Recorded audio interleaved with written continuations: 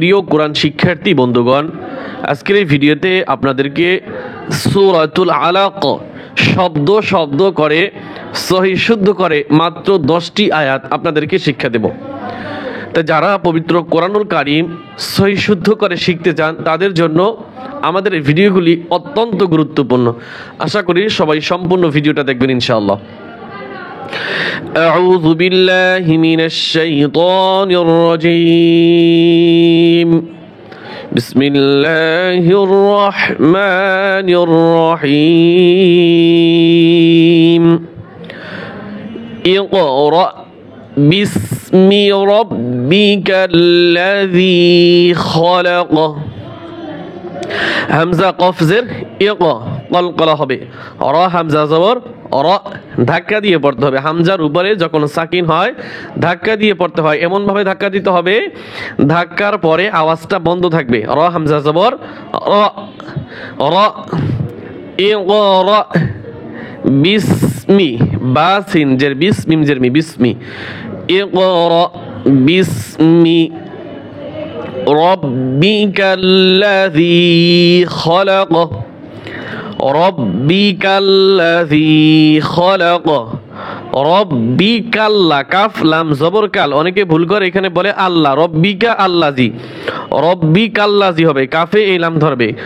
রব্বিকাল্লাযী খলাক اقرأ باسم ربك الذي خلق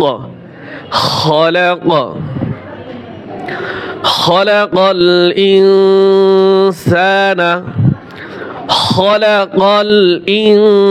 হামজা নুন জের ইন ইকফা গুণ হবে, সা সিন আলিফ জবর সা এক আলিফ টান হবে।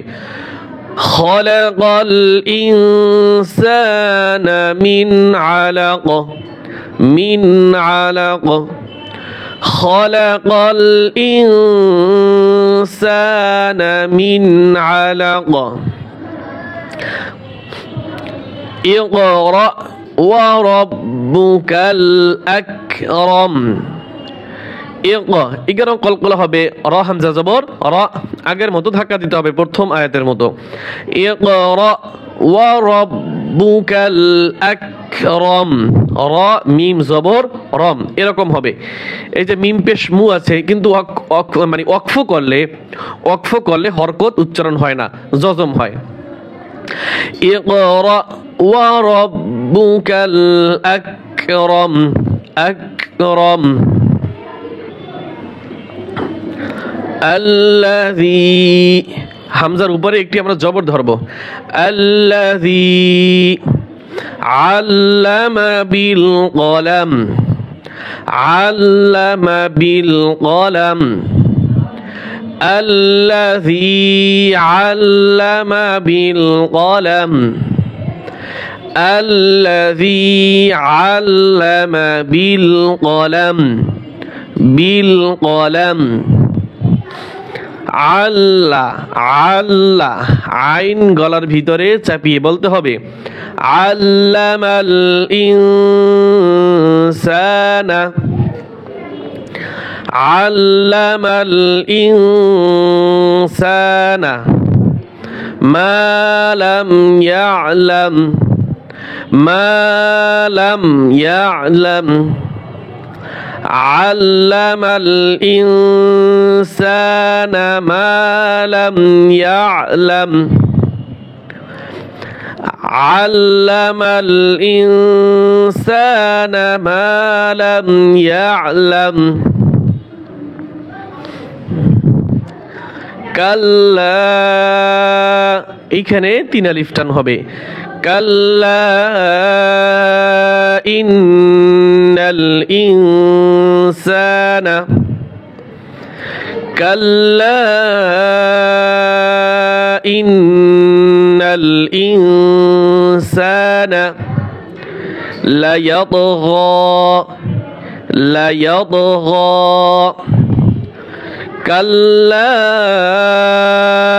إن الإنسان ليطغى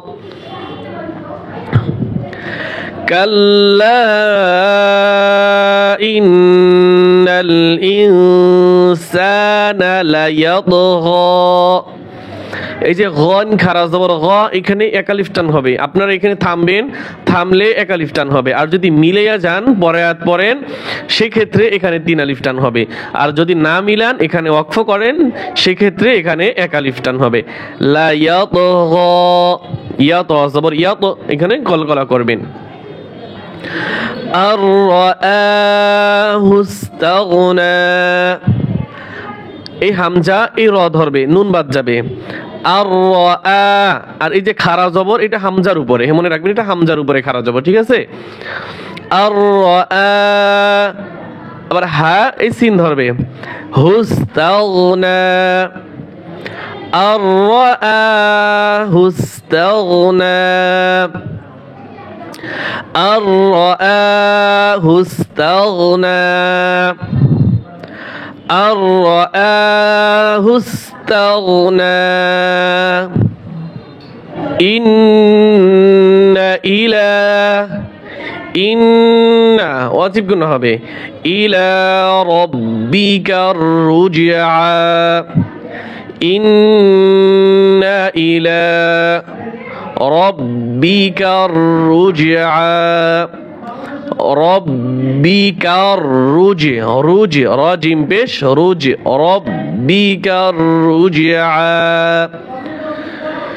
ইন্না ইলা রাব্বিকার রুজআ।